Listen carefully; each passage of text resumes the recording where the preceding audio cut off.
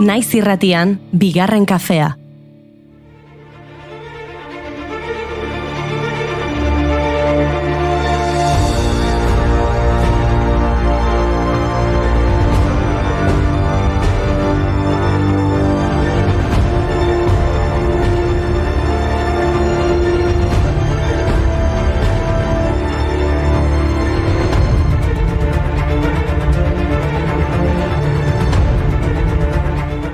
Arratsaldeon, eguzki atera da, epeltasuna.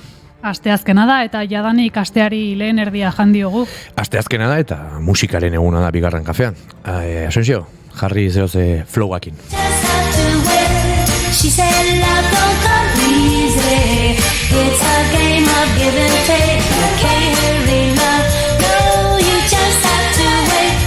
You gotta trust, give it time, no matter how long it takes, but how many heartaches must I stand before I find... Akaso notizia ez da alaiegia, baina tira, euren musika gogoratzeko aitzakia ekarri digu. 2 urte bete dira gaur Mary Wilson hiltzela The Supremes taldearen sortzaietakoa. Bapatean hiltzen Las Vegasko bere etxean 76 urte zituela. Urte asko atzera eginda, 15 urteko Mary Wilsonek, Diana Rossek eta Florence Ballardek sortu zuten The Supremes Detroiten. Wilson taldean egon zen 1977an desegin zen arte. Ballardek 77an utzi zuen eta Rossek 70an. I hear a symphony, you can't hurry love, you keep me hanging on, baby love, come see about me, back in my arms again, eta stop in the name of love kantuak dira Motowneko estetxearen talderik esanguratsuenetakoa den honek emandako izenburu nagusiak. Gaurko egunez 1975an kaleratu zuten The Supremesek Stop in the name of love singela. Howland Dossierrek idatzi eta ekoiztutako lan arrakastatsua izan zen.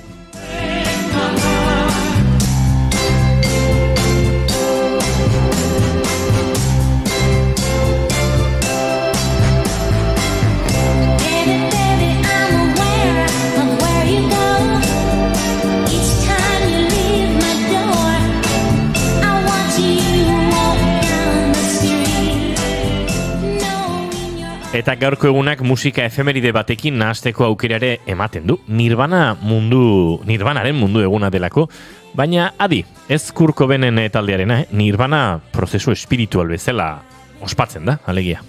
Otsaiaren 8an Nirvana edo Paranirvana eguna ospatzen da, erretiro espiritualerako erabiltzen diren lekuetan egiten den kontemplazioari eta espiritualtasunari eskainitako eguna. Ospakizun hau Budak Nirvana finala lortu zuen egunarekin bat dator. Gorputz fisikotik haratago zoriontasuna lortuz.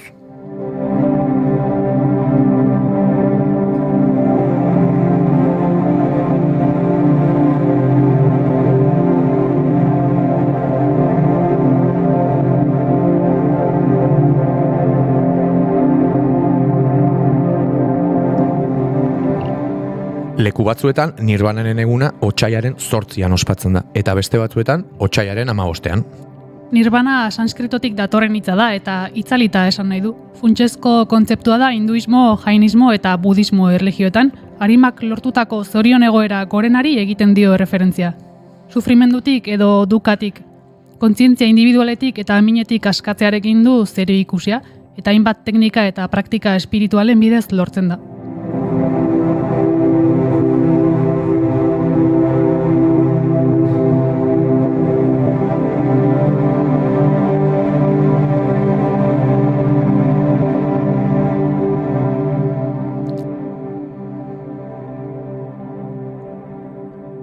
Nirvanaren nazioarteko eguna izango da, baina gaurko gertakari begira esan liteke otsailaren 8ak gehiago duela intolerantzia eta gorrototik, baketik eta askapenetik baino. Gerora erreportaje bat prestatu dut honi buruz aritzeko, baina aurrerapen modura gaurko egunez 1682an AEB-tako Salem herriko bi neskato sorginduta zeudela iradoki zuten eta sarraskiari hasiera eman zioten. Uste hau baliatuz, hainbat bizilagun beren etxaiak salatzen hasi ziren. 100 pertsona atxilotu zituzten beste pertsonen salaketetan bakarrik oinarrituta. 19 lagun urkatu ere bai, gehienak emakumeak.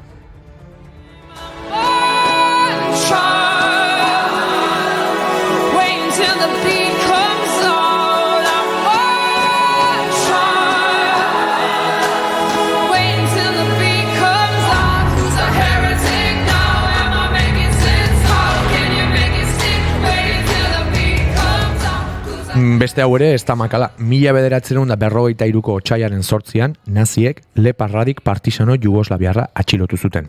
Torturatu ere egin zuten, eta kideak salatzearen truke bizia salbatzeko aukera eskaini zioten. Jakingo duzuen hor diren ni mendekatzera etortzin zaizkizuenean, esan zien. Handik 3 egunetara zintzilikatu zuten 17 urte zituela. Bella ciao, ciao, ciao, stamattina mi sono alzato e ho trovato l'invaso. Oh partigiano, portami via. Oh bella ciao, bella ciao, bella ciao, ciao, ciao, partigiano. Urtarriaren 8 biolentziaren eguna izendatzeko arrazoiak zaizkigu falta. Izan ere, Amerikako Estatu Batuetako Orangeburg hirian poliziak sarraskia eragin zuen baita ere gaurko egunez. Arraza segregazioaren aurka protestan ari ziren 200 bat laguni eraso egin zieten tiroka. Istiluak bolatoki batean afroamerikarrei sarera debekatzen zietelako hasi ziren. Poliziak tiroka 27 zauritu eta 3 hildako eragin zituen. Gehiegikeria poliziala gertatu zen orduan. Egun ere gertatzen den bezalaxe. Black Lives Matter mugimendua 2013an hasi bazen ere, bortxa eta indarkeria aspalditik jasaten dituzte pertsona afroamerikarrak. We all agree that we're equal as people, then why can't we see what is evil? I can't breathe. You're taking my life from me. I can't breathe. Will anyone fight for me?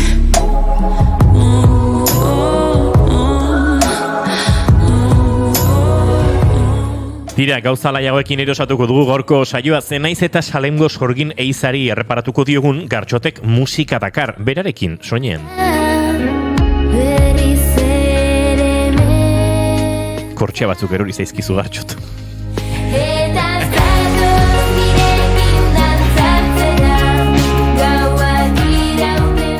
Doinuetatik aratago podcastean, Joseba Bernardo elkarrezketatu du Gartxotek. Ea zer kontatzen digun? Gauza asko eta beste aukerak eta berezia gainera. Agutxi balitz, esan bezala gaurkoan ilargi dator, Lezotik, beldurrarekin dantzan, lana gurekin elkarrizketa akustikoan aurkeztera.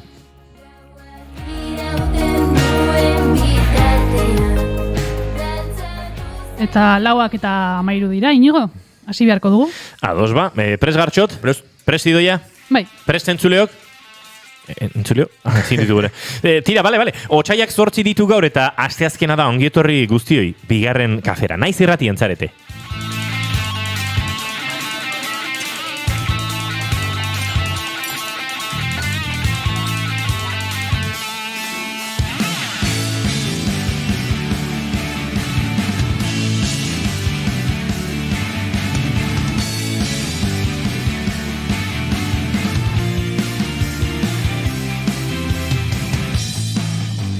Gu hemen afanean idoiaren ez dantza konpentsatu nahian, Gartxot unzain letona Arratsaldeon. Arratsaldeonik beste pauso bat igual gehitu beharko diogu. Bai, ez? igual. Udara hurbildu ala. Bai.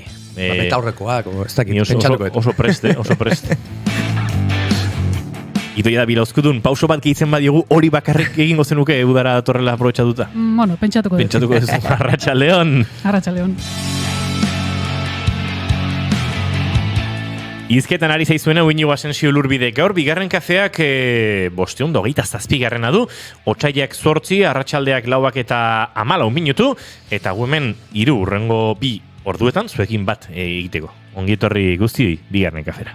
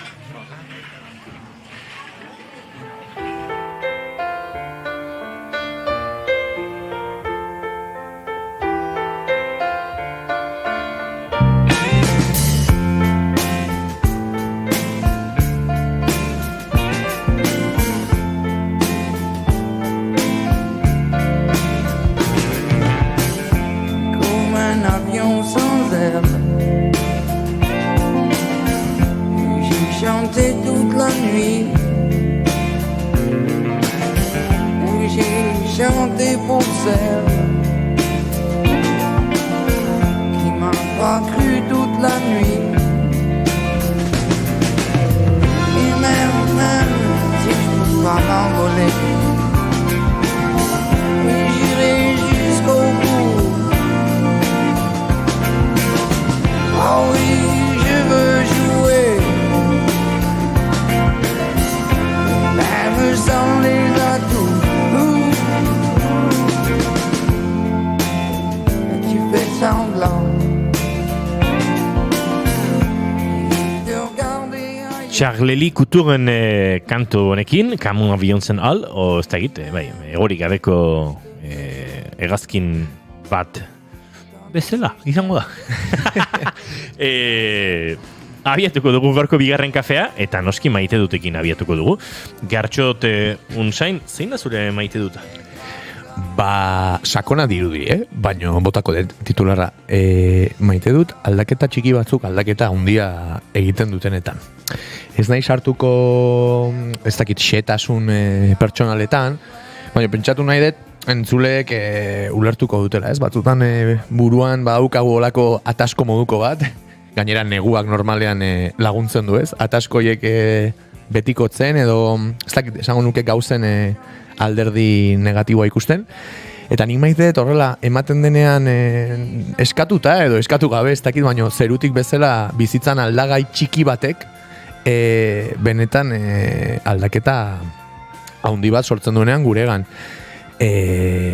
Bakoitzak pentsa dezala, noizbait pasa ote zaion, baino nik uste baietz, denoi pasatzen zaigula, noizean behin, eta benetan gauzak askoz ikuspuntu positiboago batetik ikustea beti da, ez dakit, gauza hobeagoa, ez? Eta horretara bideratzen gaitun aldaketa txiki hori ematen denean, ba, nik maite dut pasa zait, orain dela gutxi, eta orain neguari, ez dakit, beste kolore bat atzematen diot. Udaberri usain hartzen diozu bai, neguari. Haundia gainera.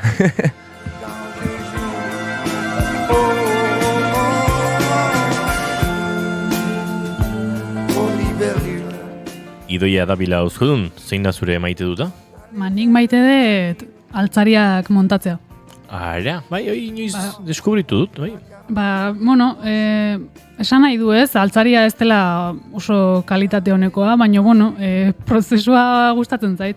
Baditut beste pare bat altzari, kalitate hobeagokoak direnak ez, batek artisau batekin dako mai bat, eta pixka bat telebistarako mueble dotoreago bat, baina ezin izan dituen montatu eta etorri ziren orduan, igual nahiago pixka kalitate kaskarragoa eta nik montatu. Eta kontua ondo moldatzen zara, badituzu erramintak, erosi duzu, ez da egiten, gaur egun nahiko merkero zaiteke atornilladore txiki horietako bat, eta horrek lan asko horrezten du, edo eskuz eta old style biltzen zara? Tresnak baditut, baina ez dira elektrikoak. Elektrikoak, haien giltzak, giltzak, eta gaur egun denetarik euki, berda? Izenak ez dakizkit. Bada bat, alena da, bai. 6 alde dauzkana, eta gero badago bat alen itxurakoa, baina puntatxo txikia dauzkana, izar, 8 puntako izar bat balitz bezala.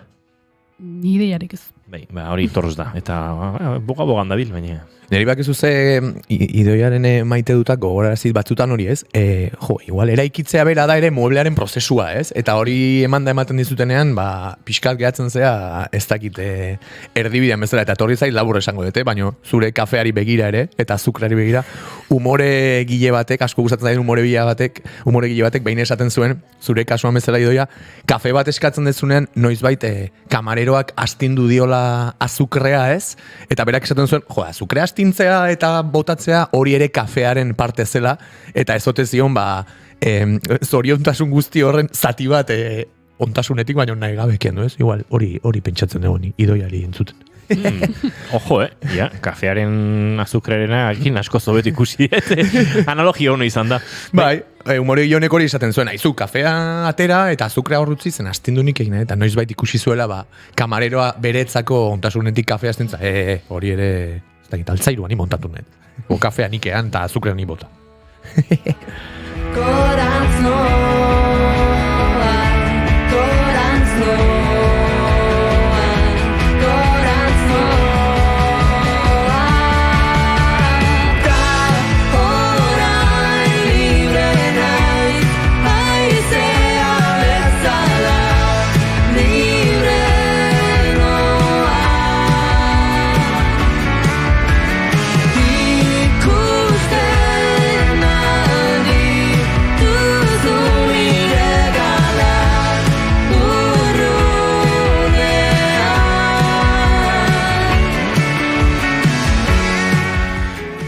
nire gaurko maite duta nire ikaslei eskaini behar diet, eta bide batez kontatu entzulari gaur hasi naizela nire bizitzan irakasle izaten. Bueno, unibertsitate garaian nengoela, musikako eskolak ematen izkien, baina extraeskolar moduan, hor eguerdietan Axular ikastolako, Iruñako Txantrea edo Rotxapea, Txantreako izango zen, Txantreako ikastola batean, eguerdietan klasek ematen izkien 4 eta 6 urteko umei, eta musika erakusten nien, eta bueno, kalejirak egiten patiotik, akordeia soinean hartuta, eta hola, hortik aurrera, bueno, bai, musikako eskola batzuk tarteka eman bar izan ditut, laguna baditu dalako musika eskolekin eta inoiz gertatu izan zait, zerbait erakutsi behar izatean, momenturen batean.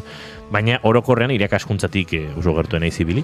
Eta duela hilabete pare bat eskaini zidaten, unibertsitatean komunikazioko eskola batzuk ematea, asignatura bat ematea, eta animatu nintzen, eta banuen nere beldurren artean, esaten, gaur egungo ikaslek guk interes gutxi bagenun, gaur egun igual gutxiago, ez? Mobila, portatila, mila input, nire garaian igual mobila bazegun, ez? Baina ez da egin mobilak ez zitu, nahin beste notifikazio. Ibiliarkoet klase guztia euren gainen, eutzi hau, egin hau, kaso egin, ez da gizei, xota.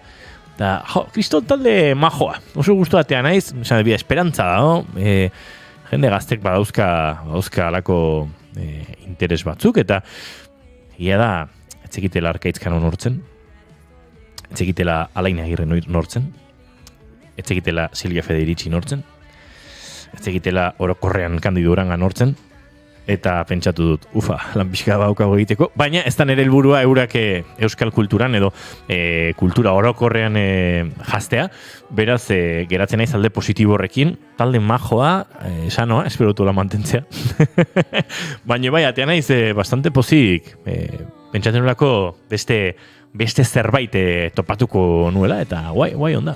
Badakizu, Asensio, aipatu dezun egoera gantzako kontzeptua asmatuta dago. Zuetza irakasle bat, ni bezala sasi irakasle bat. Hori da. Ezea, eta ongietorria, klub berezi honetara. Bide batez, ongietorria Ilargiri, dagoeneko gure estudian dagoela, pasan gure salatxo hartaraino lasai, eta segitan izango gara zurekin, Ilargi, baina maite dutake amaitzen ari garen honetan, gure asteontako zozketari egin bar diogo lekua.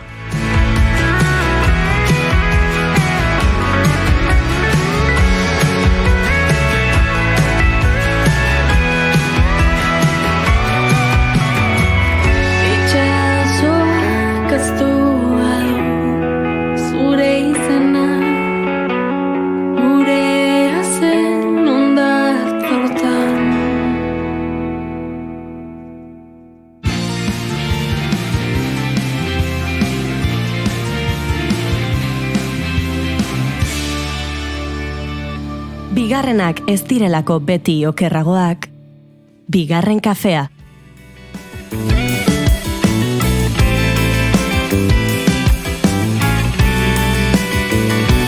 Uste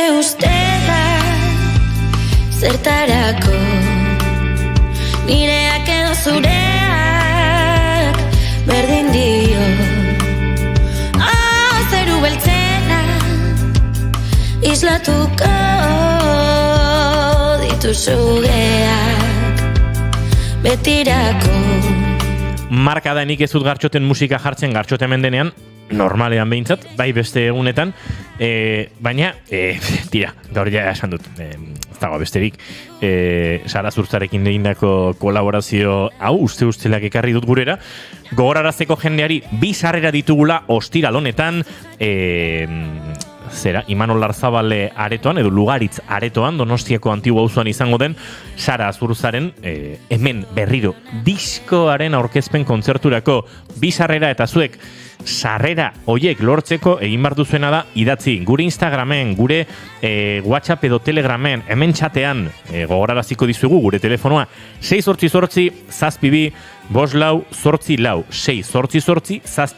688 eta bertan erantzun gartxotzuk egingo duzu, eta bide batez pistak, ze jende okar dabil, esango nukenik okar dabilela, ustelak etzen izan hemen berriroren lehenengo singela. Edo ez da bai da dago? Esango nuke ez. Basmatu behar duzue, zein izan zen hemen berriro diskoak izan zuen lehen aurrerapen kantua. Lehen singela. Eta hori asmatuta, guk biharko saioan ostegunean egingo dugu zozketa eta esango dizuegun nortzareten garaileak ostiralean Sara Zurzaren kontzertua gozatu ale izateko arratsaleko 7:00 esan da bezala, Imanol Lartzabal aretoan edo Luaritz aretoan Donostian.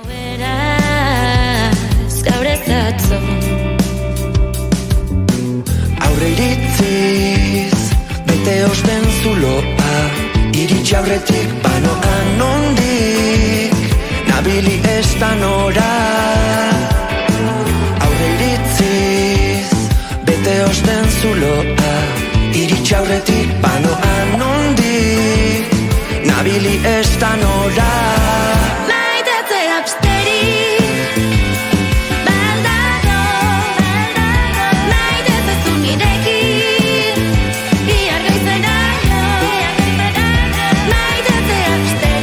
Bajua utxiki grabatuko zuen, ezta? Bai, ala uste. Guapo da, Bai.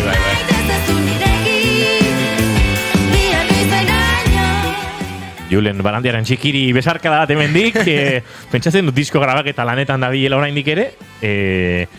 Bai, hauek badakizu, betitza egiten dugu inigo. Jende ona kotizatua dago eta ibiltzen dira makina bat aldetan, eta bai, orain ere seguro saltxaren batean ibiliko da, baina ostiralean ziur estenatoki gainean linea puskau joko dira. Eta gainera beste sorpresa batzuk ere egongo dira. Egiziz galdetu nahi, galde ezin dezakedana, baina bai ez da ezakezu beraz sorpresak egongo direla. Bai, noski bai, baina bueno, Sarak esan duelako bere saretan ez dakite zer. Sarak esan du? Sorpresatxoak egongo dira. Egongo direla, vale. Bertso ofizialari helduko diogu beraz, bestelako xehetasunik eman gabe. 2 minutu arratsaleko 4:00 eta gu bagoaz segituan aurrera, Gartxotun zain Joseba Bernardorekin izan da, entzungo dugu arekin osatu duen Doinuetatik Haratago podcasta, eta bitartean, Ilargirekin soinu probatan murgilduko gara, arratsaleko 5 pasatxo, zuekin arekin aritzeko. Zuekin, arekin, gurekin, danekin, elkarrekin, harmonian, geratu hor. Gobara, airera, trapuzikinak. Sexualitate askearen defentsan militantziari emandako bizitza izan duen Hernaniarra ezagutuko dugu. Interview aldizkariaren azalean, lesbiana porque sí zela esanez agertu zen lehen emakumea, Enpar Pineda. Ikuspegi transfeminista azkenean beharrezkoa da, ze dena oso lotua dago ere bai, heteropatriarkatuaren inguruko irakurketa eta gizonen eta emakumeen eraikuntza bi sexu askapenaren borrokatik, baina baita borroka feministatik ere landu beharreko zerbait da. Baina, zentzu hortan uste dute mugatzera baino gehiago zabaltzera jo behar dugula. Ni bintzate hor nago, uste dute beste borroka batzuk eta beste aliantza batzuk egitea ezinbestekoa dela, eta gaur egun gainera guretzat Europako herrialdeetan jaiotako pertsona zuri bezala hor badauzkagula erronka handi batzuk. Ikusgaitasunarena. Porque azkenean, ikusgaitasuna lortu dugu armarilloak zabalagoak ditugu, ez? Lehen armarillo zan burnizkoa. Ezin zenon hortik atera, eta ateratzen baldin bazina, lana bazenun galtzia edo etxea, alkilerrean baldin bazinean, hori gauzaiek direktamente ziren. Eta orain zabalagoa da, baina azkenean ikusgaitasunarena jarraitzen du asignatura pendiente izaten.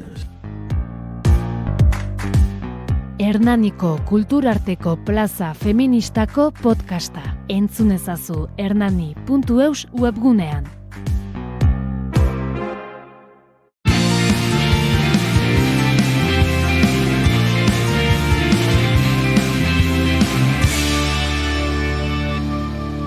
Keep calm and bigarren kafea.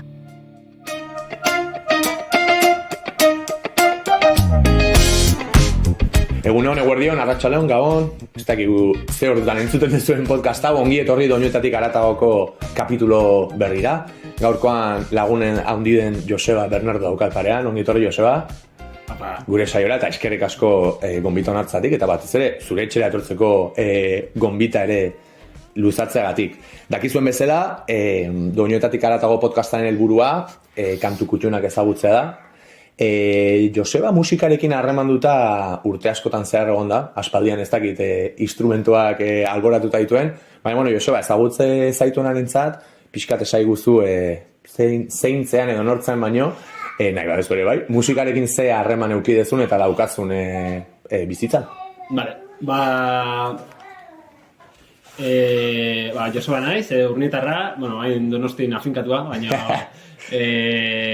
12 urtetan zehar onaiz koen taldean bajoa jotzen, eta, hori izan den txako, musikan onaizen trajektoreik handiena. Eta egia esan bizitzan sekulako impactua eukidun taldea, mugimendua, bizitza, garaia eta dena. Baina, koen urnietako talde aski ezaguna eta eharra, fan, baina horretaz gain, ni badakit, estenatoki gainean defendatu dezun talde hontaz aparte, esango nuke estenatokietatik kanpo ere bazeara nahiko musikazalea eta melomanoa ez dakit esango nukeen. Baina nik beti sentitu zaitut ez dakit musikan aditua ere, ez horiek hitz handia dira, baina konsumitzaile handi eta kuriosidadea handia daukan pertsona bat, ez?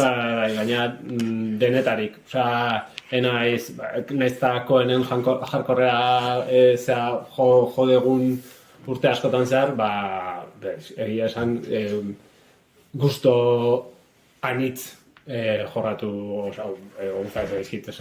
Hori esango nuke oso ez dakit eklektikoa. Eta jendea gainera egoten da nahiko aurreritzea handiekin eta nik beti sentitu zaitut nahiko open-minded esaten da. Egia esan denetarik, jarkoretikan popera moitu naiteke edo elektronika edo Arun ziurrenik gaur kuriosidade berezia daukat, zen nik badakit ona zein datorren eta aurre ikusi edo pixkat pentsatu ez zekarriko du, baina gaur kuriosidade latza daukat, zen nik ezagutzen dut pixkat Joseba, baina ea entzuleak harritzen diren bere autoarekin, edo ez. Hasingo, Joseba, zein da lehenengo kantu kutxuna ekarri nahi izan diguzuna eta zergatik ekarri nahi izan diguzu? Lehenengo kanta, nire musika entzuten, benetazko musika entzuten hasi nintzanean 14-15 urtekin, MTV telebistan tope zeon. Eta Blink 182 barrura nio sartu zitzaidan, eta naizta beraien hirugarren diskakin deskubritu, nik uste kantarik gustokoena lehenengo diskoko Wasting Time dela. Temo nola zan diskorren izena? Chelsea Cat, ez? Eta gero Buda ere zeukaten. Baina hori ez dakit, lehenago horrengoa zen. Bai. Demo antzeko zerbait zakan. Talde aski ezagunan eretzat ere bai, ez dakit entzulek Blink 182 deitzen genuen guk, 182 ere entzun izan bai. Gaur egun igualik, ez dakit, daka zea bat bezala ez. Nostalgia puntu bat igual. Eta gero jendeak bai, Blink bat dititzu, que popero, no? Baina, eraien, hasierak egia esan, hardcore melodiko, ez da true, baina, bueno, badaka... nik esango nuke ez naiz ere adituena hardcore melodikoan, baina, esango nuke estilo horretan, top 10 bat egin beharko balitzake, Blink egongo litzake hor nonbait, ez dakit oinarrizko talde bezala, baina bai bere garaian ikusteet marka handia utzi zuen, eta gaina bere antzeko talde asko sortu zituen fenomeno bat izan zen. Nizu bezala nahiko berantiarra naiz, Blink zale berantiarra naiz, nik usteet hor tipa Enema of Stateekin tipa bat ateratzen den disko horrekin ezagutu nitu dela, eta gero atzera jo nuen, eta hala ezagutu nituen ere gero antzeko, ez dakit, Sum 41, New Found Glory, Good Charlotte, hor badaudere aldaerak nola ez, denak ez dira, baina bueno, guk garai hartan sartzen genituen hardcore melodiko edo ez dakit. Denak zaku berdinean, gero edariakin, jajutzezea pixkat... sailkatzen, ez? Gaina zakua izango zen pixkat ere skatepunk edo deitzen zaion, ez dakit, patinete gainean entzuteko moduko abestiak. Hor lehengoa zeinekin komentatzen nuen, bere garaian ere Tony Hawk bideojokoak eukizun... Hor da on banda sonora guztia, es como... baina horrek eukizun pixkat, aipatzen ari gan estilo horren erreferentezian talde asko biltzen zituen banda sonorak, ez? Bai izan ere skatepunk, hardcore melodiko edo olako taldeak biltzen zituen bideojoko bat, eta infamosa izan zen ikustez jendeak ere ala ezagutu zitula bere garaian talde pila bat. Ja, Millencolin. Hori da, Millencolin. La Wagon, bueno, denak. Eta alakoak. Bueno, entzune ingo dugu Blink 182 edo 182 edo 182 edo frantsesez ez dakit, baina Blinken Wasting Time abestia, Cheshire Cat edo Cheshire, ez dakit nola esango da. Cheshire Cat. Hau, okerrez banago lehen disko, lehenengotariko diskoetakoa da, maketan emate aurkiko dute, baino gero garatu zuten bere soinua eta esperimentu asko egin ere bai, onak eta txarrak, baina bueno, hau da, edo esan daiteke Blinken astapeneko soinu, ez dakit, gordin eta bere izgarri hori, ez? Eta agian originalera ere baita. Hori da. Mentsa daukazue Blink 182-ren Wasting Time abestia. Josebaren lehen kantu kutxuna.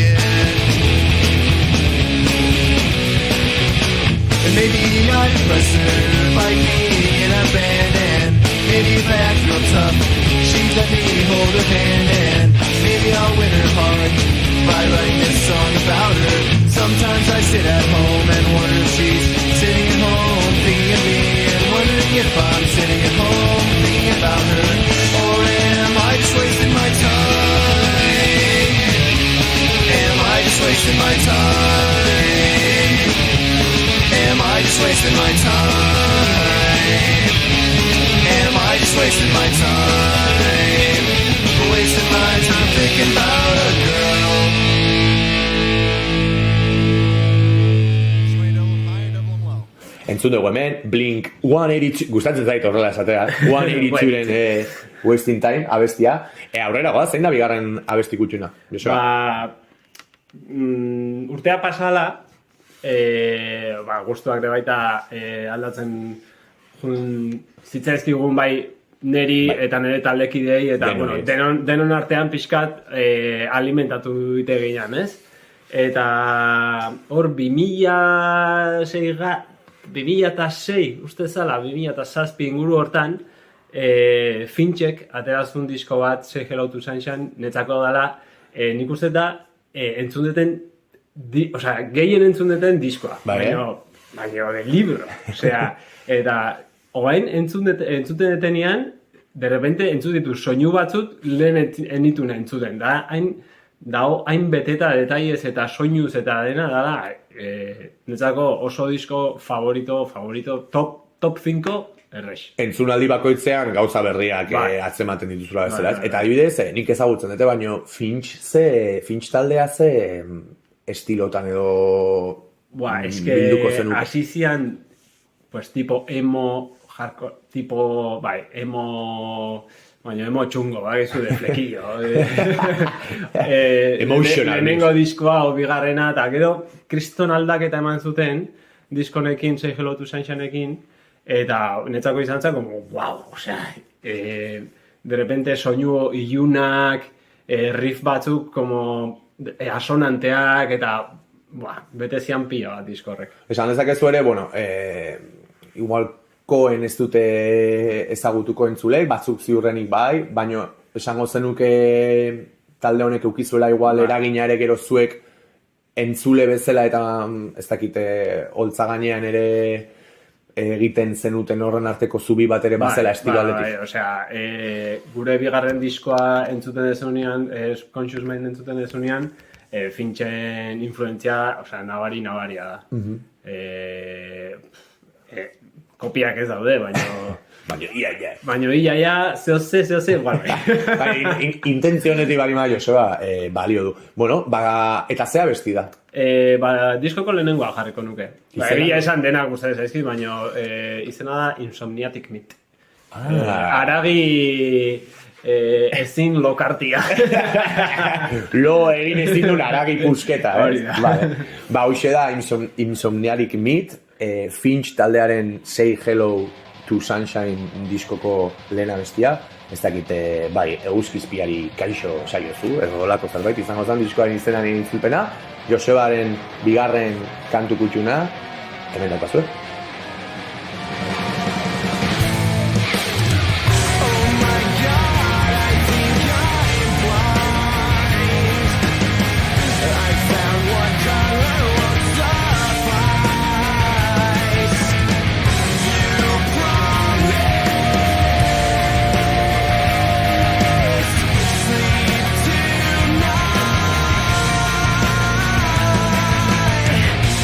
Caught away for the couch.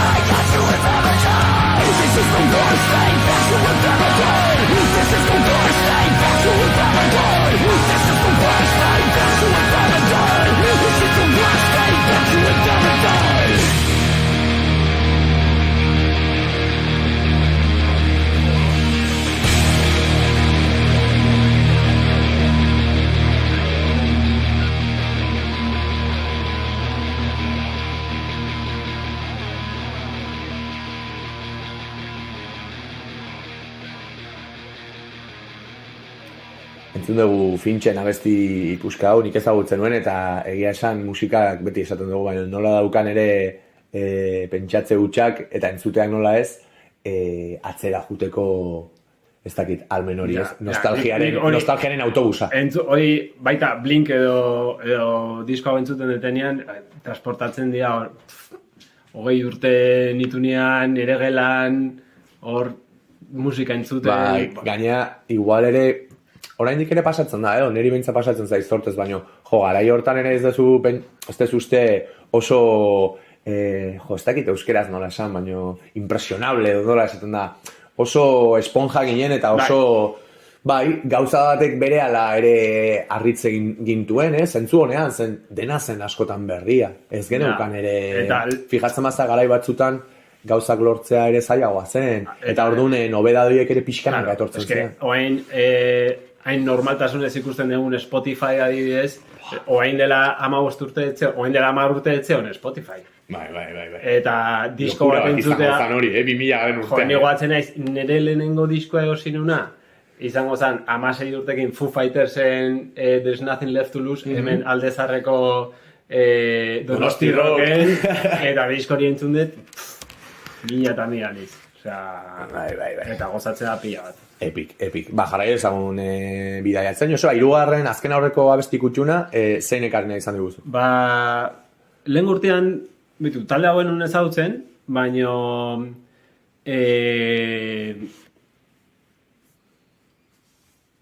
gogorazten dit, Cohenen de bai influentzia nabaria izan zen Refused adibidez, ez? Eta... Sueziako taldea, ezagutze ez duenarentzat, bai, Screamo, post-punk deitu jozuen bezala, baina oso referentziezko talde bat. Beste, oen esango deten talde hau ere, nahiko post-punk da, baina ditu toke oso originalak, riff batzuk, naizta, oso simpleak emateuten, baina dia kriston freskoak netzako, entzun nunean, esan nun, komposatu nahiko nuken disko bat de libro. Zepolitan hori pasatzen danean. Eta baditut disko batzuk, niri gehiagin pasatzen zait. Hori da bat, gero Brand Newren Daisy da, beste bat. Eta hau adibidez da, eske... kanta guztik, onak dira. Baina zein da, Joseba. Eta alde hau da... Jaipa. Hombre. Turnstile. Bale. Eta, eske, egia esan, aurreko urtera arte nun ezagutzen, eta deskubritu nunia izan zen, pila gozatzen zaize, rekordatzeit Refused, Snapcase, talde horiek nahiko hardcore antikuatu... zarragoa, baina kriston freskotasunak. Eta pila gozatzen zait. Eta kanta izango zen, baita lehenengoa, Mystery, temazo. Bai, zerbait gehitzeko, nik ez diot eman Turnstili nire inguruko asko eman dioten brea hori, entzune diskoa eta ezagutu ditut, niri ere ditu zait oso ariketa fina aipatu dezunagatik ez, pixkat iraganean estilo horretan oso berezgarriak izan ziren, soinu guzti horiek bildu eta referentzialtasun hori daukate, baina era berean, aipatu dezu, freskotasuna, beraien netzako aldagai igual deigarriena eta da, hori ez, iraganeko soinua ez duk esango, baina bai, iraganean bere indarra zuen soinu horri, ez dakit beste plantamendu bat, beste irakurketa bat, eta gainera gaur egungo belarrientzako, gaur egungo belarriak ere, beste gauza batzutara ohitu dira. Gaur egungo belarrientzako ere bai, ez dakit nola esan, entzungarria bezala, ez? Orduan lortu dute hor fusio kurioso hori. Bai. Eta YouTubeen bideoak ikusten, zuzenekoak, eta emadeu, 80 hamarkadako hardcore banda bat, kriston zeak botzoak egiten dira, iruditzen zait kriston banda. Bai, botzoa zer dan ez dakien entzulearentzat, askotan aipatzen ari gan, eta gaur gehien bat aipatzen ari gan musika estilo honetan ez, azkarrago, arrasiboagoa, agresiboagoa, zentzu honean. Zuzeneko horiek beti izaten dute ez dakit pit edo botzo edo jende alkarren artean bultzaka, ez dakit desahogatu edo izerditzeko ez dakit, joera hori gu garai batan ere eharkibili ginean botzo horietan, Joseba. Baina, nik uste ulertzen dez esaten dezun, soinu aldetik bakarrik ez, ez dakit, jarrera aldetik ere gogorarazten dituztela iraganeko talde horiek, ez? Gaur egun askotan... Hori da, gaur egun igual gainera pixkat galdu den estenatoki gaineko jarrera ez dakit ze adibide... Punka, esango duke. Bale, ea entzulei gustatzen zaien, ziurrenik askok ez dute ezagutuko, beraz, hemen daukazu Turnstile taldearen Mystery abestia, Josebaren 3. kantu kutxuna.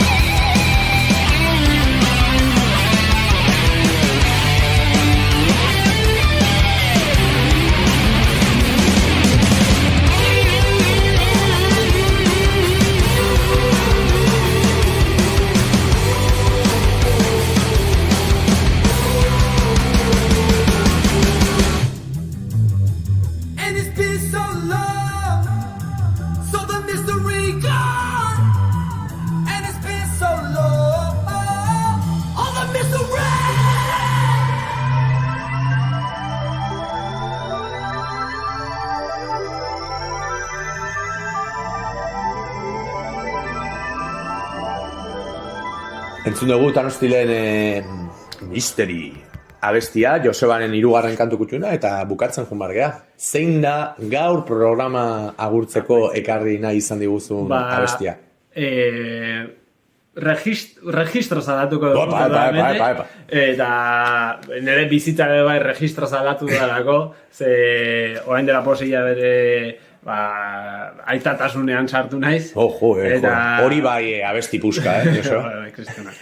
Eta kanta bat nahiko braz egiten diana Bartzelonako Nueva Vulcano taldearen Disney y Resaca Padre. Eta kriston temazo bat, hauen niri tokatzen zaidanekin, oso islatuta ikusten naiz.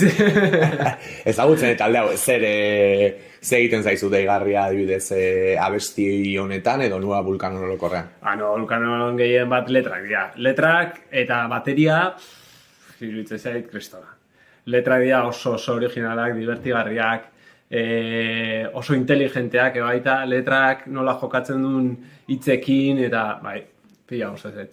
Ez dakinarentzat, nire ez naiz jakitu nahi dira, baina Nueva Vulcano, ez dakitu hain jarraitzuten, duela gutxi jozuten, lehen urtean edo hemen inguruan. Diskoa guain dela... Lehen urtean jozuten. Guain dela 2 bomberen jozuten. Esan nahi nun, badielako duela urte batzuetako, ez dakite, Katalunia inguruko ez, soinu horren, ez dakit adibide garbietako edo ezagunenetako bat. Jarraitzen dute, egia da, lehen urtean hemen jozuten. Oso ondo, Joseba, ea entzuleari gustatzen zaion nola esan dezu Nueva Vulcanonen Disney y Resaca Padre. Disney y Resaca Padre abesti hau, eta honekin esango diogu agur gaurko Doinuetatik haratagoko kapituluari, eskerrik asko bestaldean egotatik, entzulei, eskerrik asko batez ere zuri Joseba Eskerrik asko zuri, gracias. gonbita onartzagatik, eta guk urrengo astean entzungo dugu elkar. Ondo segi, gora bizitza eta zaindu. Aio!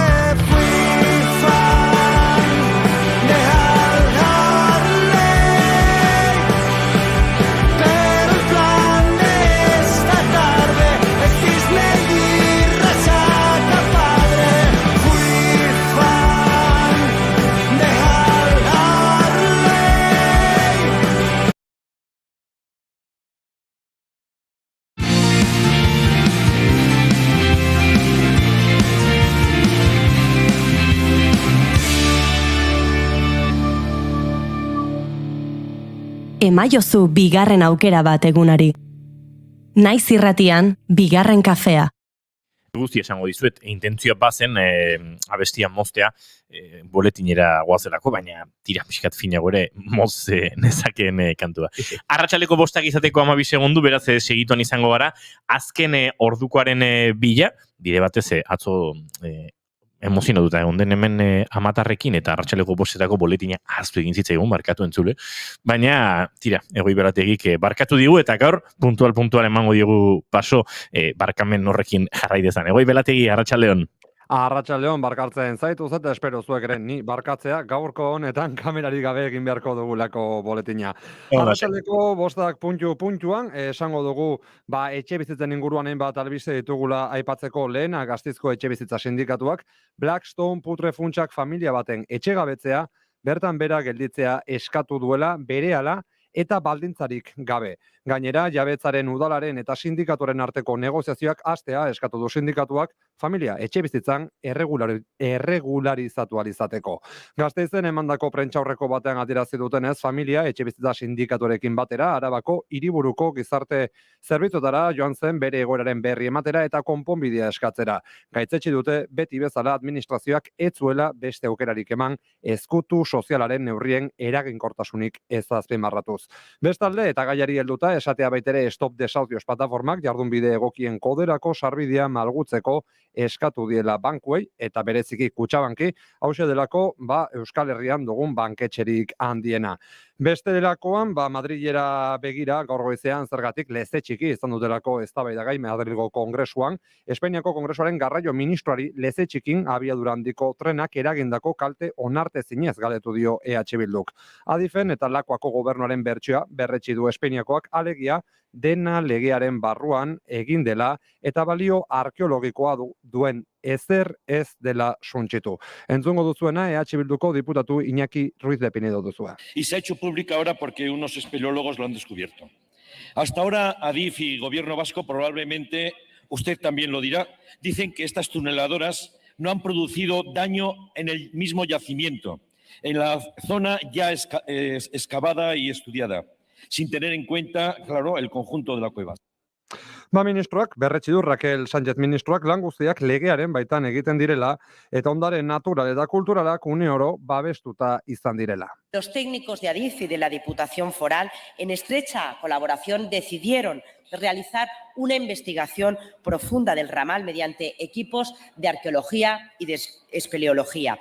Estos determinaron en su informe preceptivo que el estado general de la cueva es buena, que no se han encontrado restos arqueológicos ni paleontológicos. Tira hause ministroaren iritzia, gaurko honetan Madrilgo Kongresuan badirudi berak ez dituela ikusi, bainbat edabidetan tartean naizen publiko egin diren bideoak, bertan tunel horren zati bat agerian delako leze txiki kobazuloaren barruan. Arratsaldeko 5:02 minutu, errepidetan arazorik ez dugula dio trafiko zuzendaritzak, beraz hause dena momentuz, 6etan bueltan izango gara informazio gehiagorekin, eta bitartean gozatu bigarren kafeaz. Aio. Eskerrik asko, Egoi Belategi, bagoaz aurrera ba.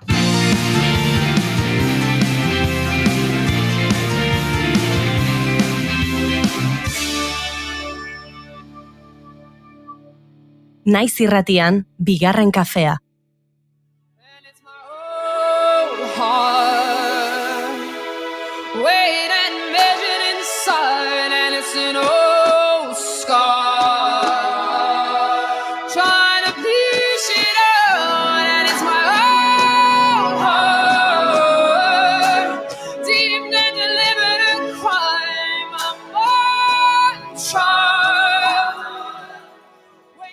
Zuk egin ez duzun delitu bat leporatu dizute. Ezinezkoa zaizu zure errugabetasuna frogatzea. Hala eta guztiz ere errugabea zerela esaten tematzen zara, baina litekena da berdin erruduntzat jotzea eta ondoren exekutatzea. Baina egin ez duzun hori aitartuz gero barkamena eskatzen baduzu eta bada ezpada ere zu ordezkatuko zaituen beste norbait salatuta, libre izan zaitezke. Zer egingo duzu beraz, aitortza faltsu eman edo urkatua izatera arriskatu? Hauek ziren sorginkeria egin izanagatik akusatutakoek zituzten aukera bakarrak Massachusetts koloniako Salem herrixkan. 1682ko otsailaren eta 83ko maiatzaren artean, naturaz gaindiko gertakizunekiko paranoiaren gaizki bideratutako erlijio mirespenaren eta damua egiaren gainetik baloratzen zuen epaiketa sistema baten biktimak izan ziren. Salem herriak gaur egun Danvers 1626 urtean ezarri zen eta puritanoak Ingalaterratik iritsitako protestante talde bat izan ziren bertako lehenbiztanleak. Bizimodu zorrotza eta isolatua zuten herritarrek. Gatazkak ugariak ziren bertako indigenekin eta baita kolono frantsesekin ere. Beldur zieten gaixotasun eta gozetei eta bizilagunen arteko harremanak tirabiratsuak ziren. Hori gutxi balitz 1682ko negua bereziki hotza izan zen. Negu betean gaurko egunez duela 331 urte, bi lehengusina 9 urteko Betty Parris eta 11 urteko Abigail Williams portaera oso bitxia izaten hasi ziren. Herriko medikuak ez zuen arazo fisikorik aurkitu eta esku makur baten eraginpean zeudela ondorioztatu zuen. Puritanoek uste zuten deabruak gizakien bitartez eragiten zuela triskantza munduan, sorginen bitartez hain zuzen. Hauek natura ondatzen zuten, izaki gaiztoak konjuratzen zituzten eta aurrei sufrimendua eragiten zieten.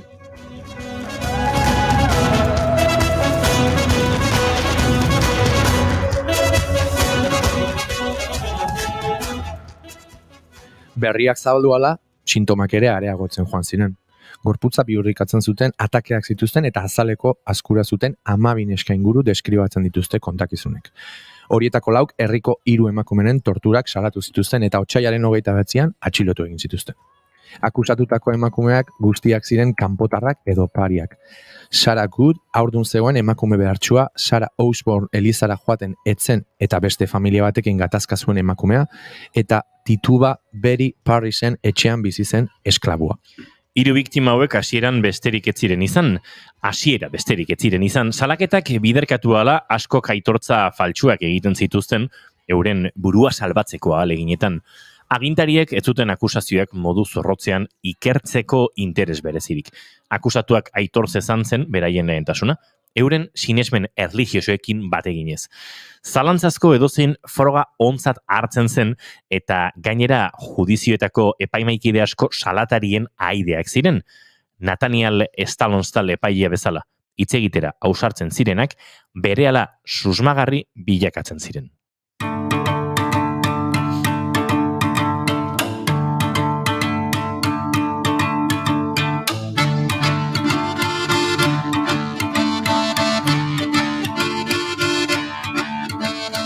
Ez dugu nahi beste berorik. Ez dugu nahi beste berorik. Ez dugu nahi beste... 1689 urteko udaberrirako 100 pertsonatik gora atxilotu zituzten eta 14 emakume eta 6 gizon exekutatuak izan ziren. Akusazioak salendik harago zabaldu ziren ondoko komunitatetara eta figura boteretsuak ere jomuga izan ziren. Bere emaztea salatu zutenean, Massachusetts koloniako gobernadoreak epaiketak eten zituen. Zigorrak zuzendu ziren, atxilotuak askatu eta atxilotzeak eten ziren.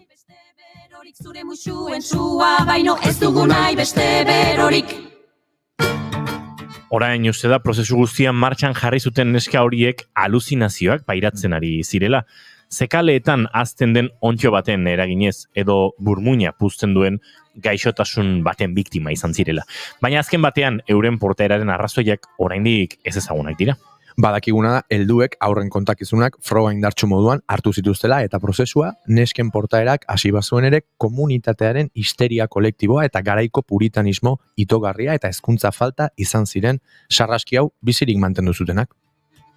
17. mendeko Europan milaka emakume errezituzten torturatuak izan ostean, eta asko idatzi da basakeria eta fanatismo erlijioso horri buruz. Handiagoa bihotzean, zuaitza sustraia lurrea. Ez dira hain ezagunak, alabaina Amerika kolonialean jasotako kasuak 1620 urtearen aldean Ingalaterrako eta Herberetako kolonoek Ingalaterra berriko lehen koloniak eraiki zituzten. Connecticut, Boston eta Springfield esaterako. Mohikano Pokomtuk eta Massachusetts herriak bizi ziren lur horietan 21 sorginkeria kasu eman ziren, baina gogoratuena, odoltsuena eta txundigarriena Salemgoa izan zen. Gaur egun 330 urte beranduago, taldeko pentsaeraren eta horren ondorioz sortzen den arrazoimen faltaren arriskuen oroigarri dira oraindik herriska honetan eraildako 20 biktimak.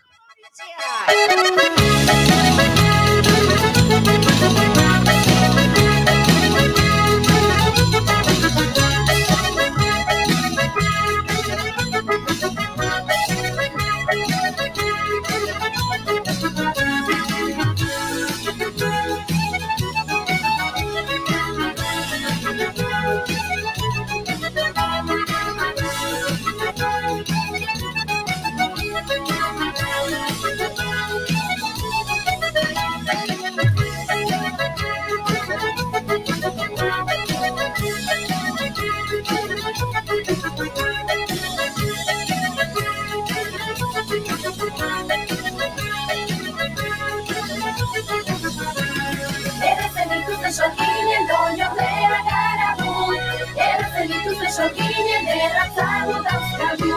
Errazen dituzte sorginen darima ez daragu, errazen dituzte sorginen irripara garabu. Sasien gainera, oiuta irritzi, lainoen azpian. Azken nahi dugu bizi. Eskumuturrak gorturik baina kiontzat ro, euskeraz olduka.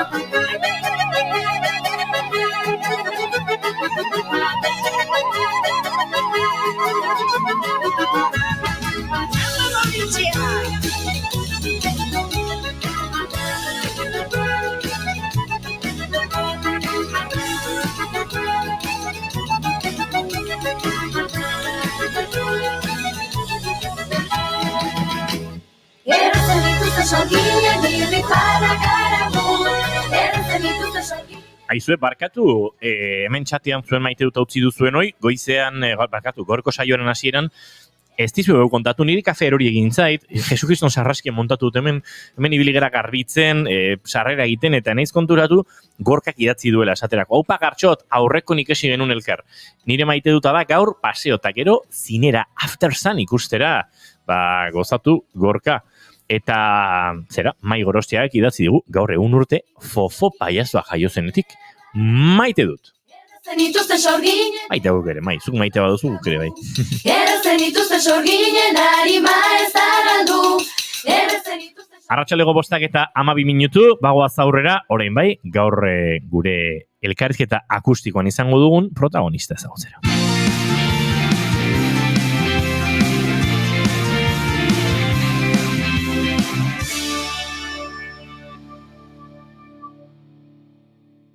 Bigarrenak ez direlako beti okerragoak, bigarren kafea.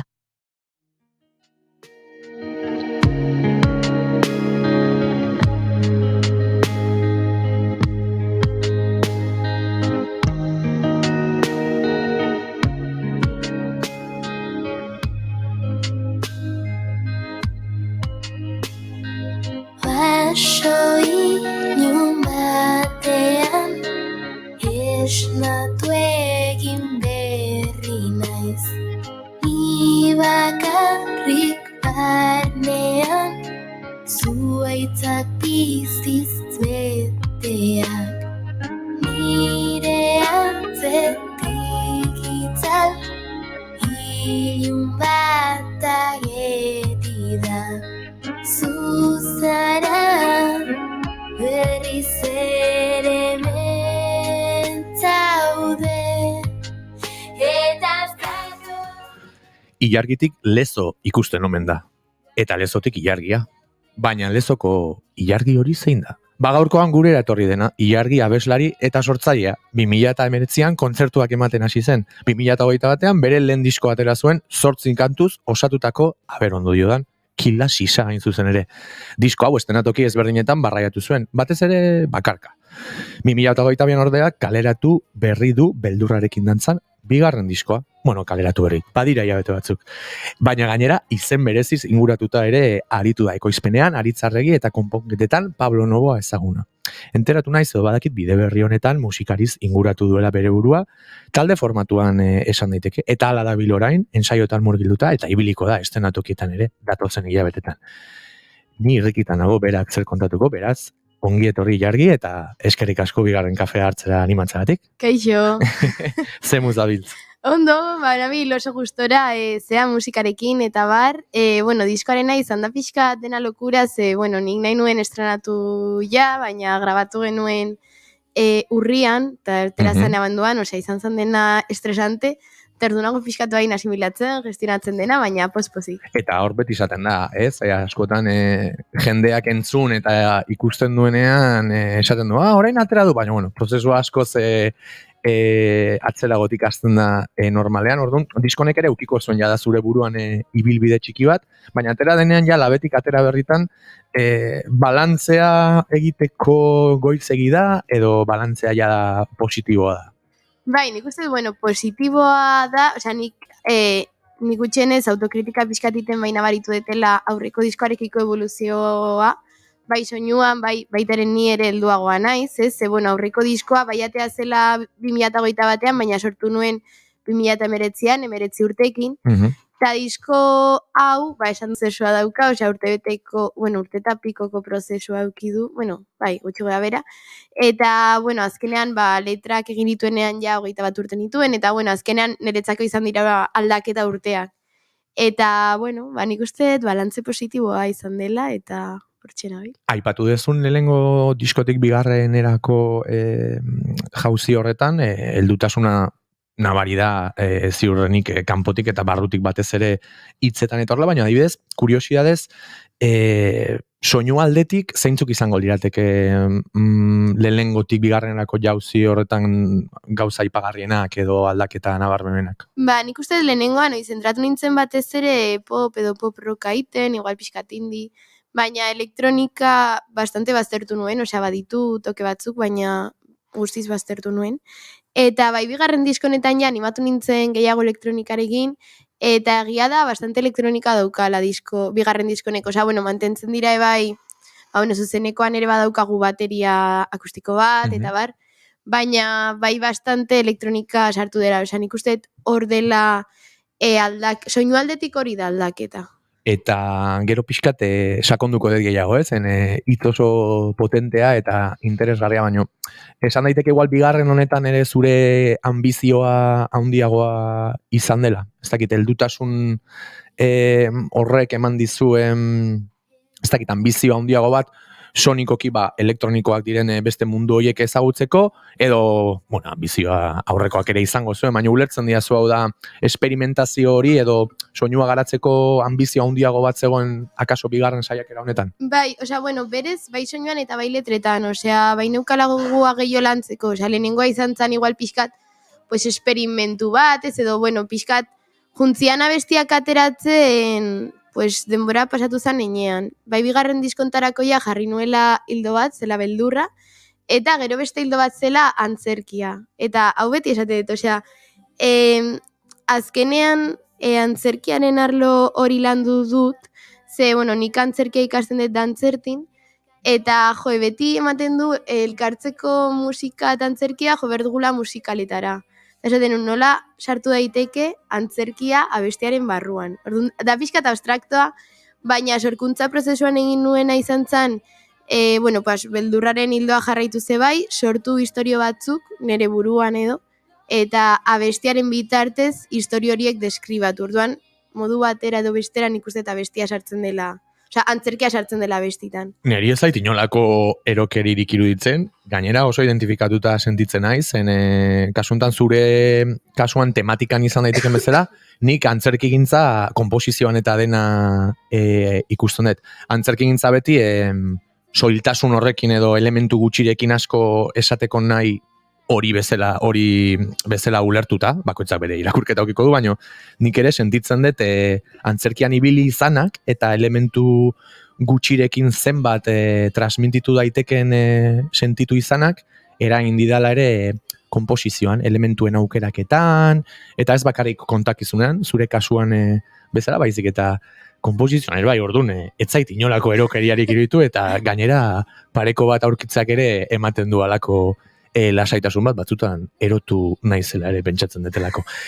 Hor, ambizioari heldutare bai, eta sonikoak diren edukiei helduta oraindik ere, kontaidazu pixka bat produkzioare nola junden, Aritzarregirekin ibilizea, eta konponketan ere Pablo Novoa ez dakit entzulek ezagutuko duten, baina musikari eta produktore esanguratsua ere bai, nola izan da prozesu hori askotan izen handiek edo ezagunek ez dakit intimidatzen gaituzten edo ala behar luken, baina pasatzen da, zuk nola bizi izan dezu prozesu hori? Nik hori lehenengo abestiak sortu nituen gitarra eta ahotsarekin, eta, besterik gabe jarri nintzen kontaktuan Aritzekin, ze, justo Aritz nire osaban ezaguna zen, ez dakiz zer.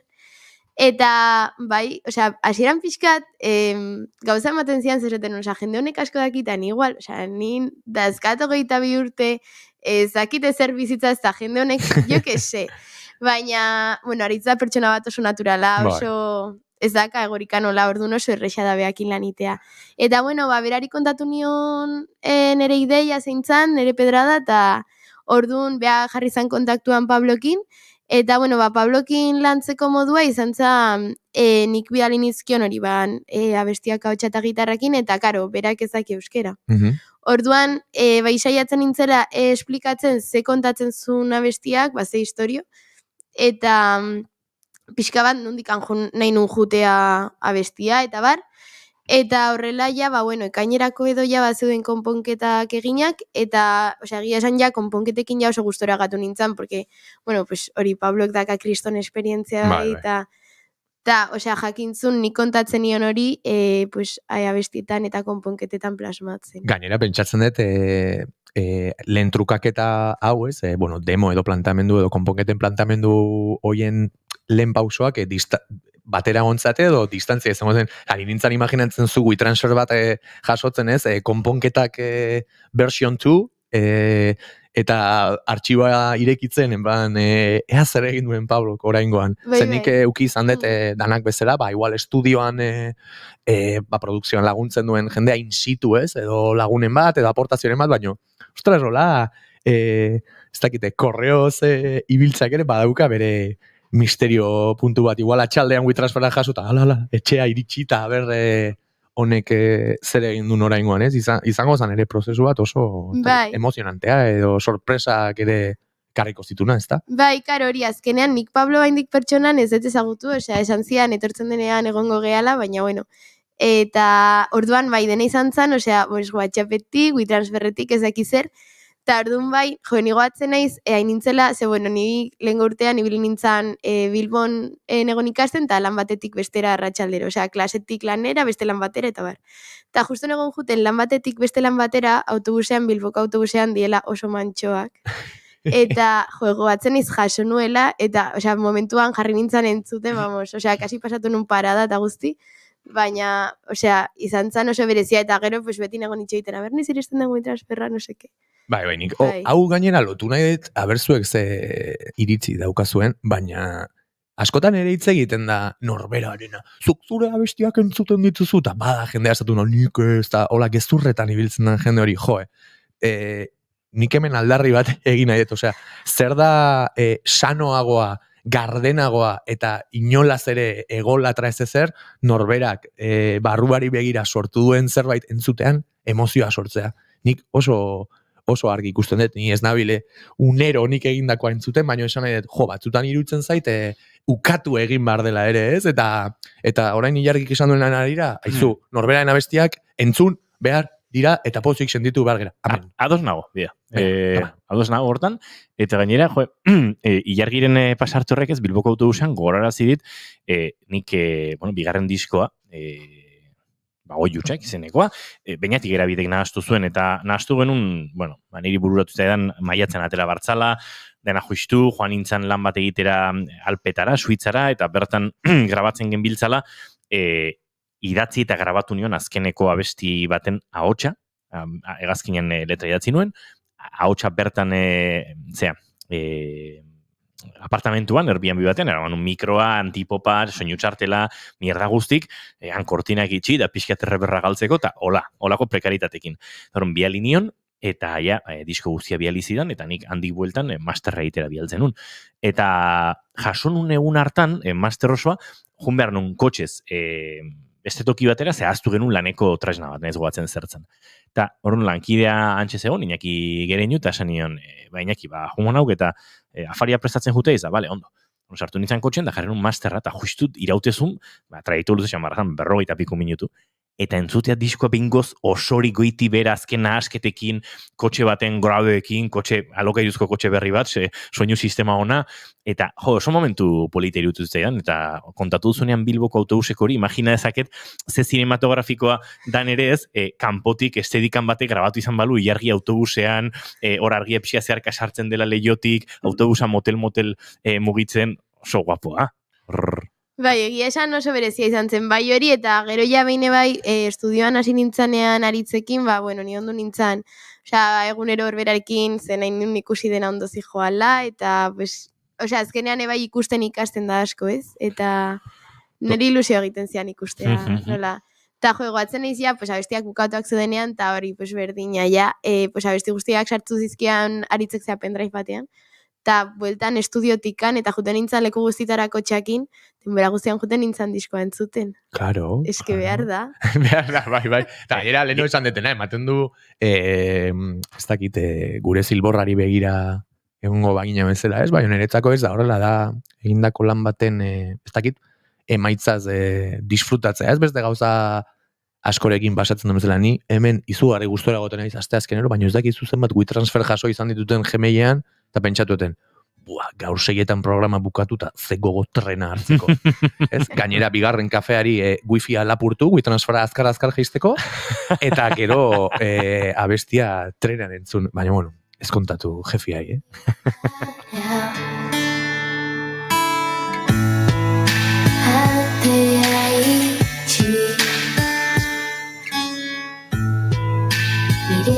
barneak egin dira argazkiak Bueno, WeTransferren inguruan pentsatzen jarraitzen dugu bitartean, Ilargi, animatuko zea lehen abestia jotzea? Bai. Eta esango diguzu zein dan eta xetasunen bat abesti honen inguruan spoiler asko gabe, Ba, bueno, abestia hau da nigan zaitut, bai ez? Bai.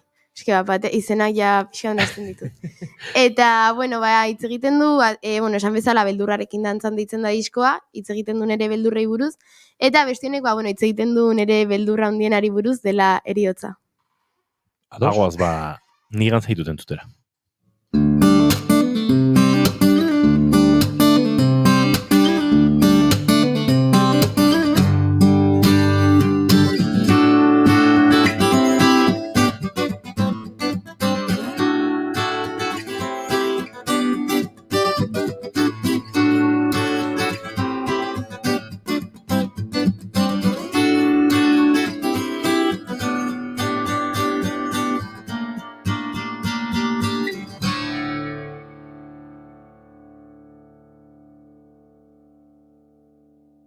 Bigarren kafearen laborategian elkarrizketa akustikoen txanda, eta elkarrizketa akustiko honetan Ilargi eta aipaturiko kantu hori.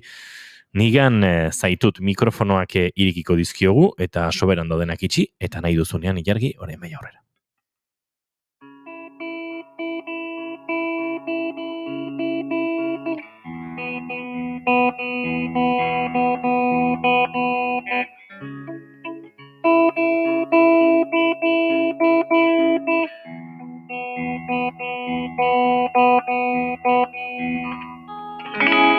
Deren soinua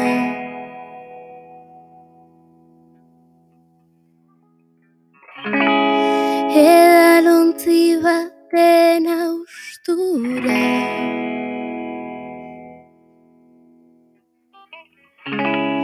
aurpegian malkoak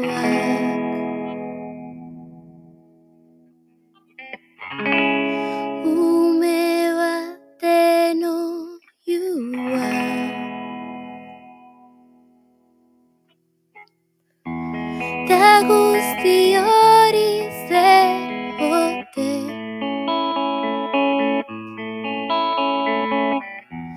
gure unean non daude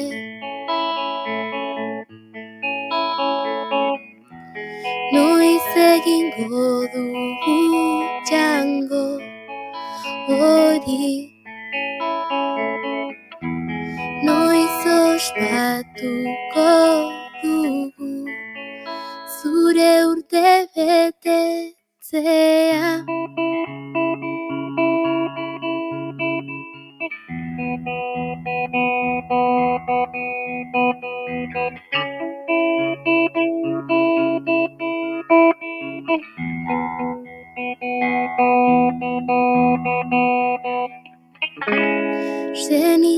Zenitartekoz betea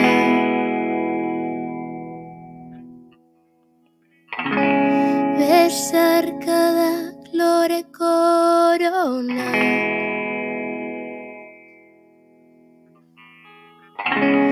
begirada goibelak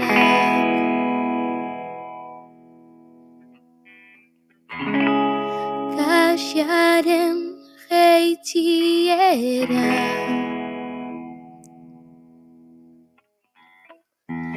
ta guzti hori zer ote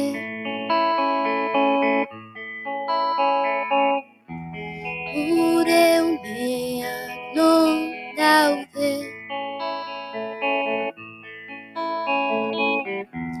noiz egingo dugu txango hori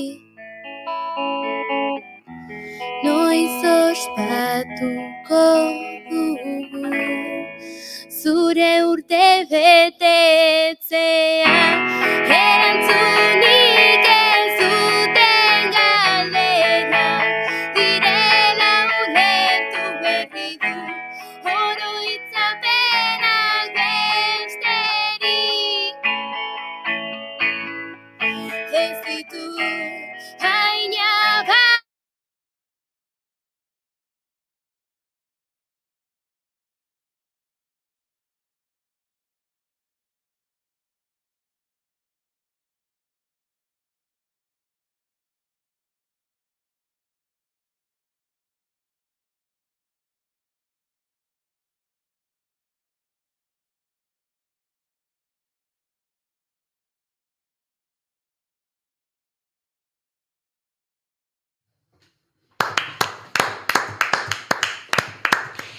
Hortxe Baiergiren lehenengoa, gitarra utzi lasai eta zatuz gurekin entrevista gunera berriro, oraindik asko daukagu eta galdetzeko eta arekin aipatzeko, eta behin gurekin dugula, beste kantu batekin egingo dugu ba, bideo hori lehenago.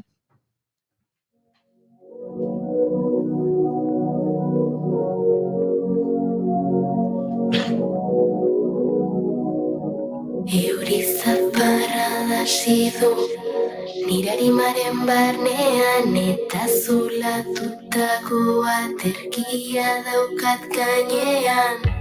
Nire aldamenekoak berokia du soilean, baina laguntza ez eskatzearen.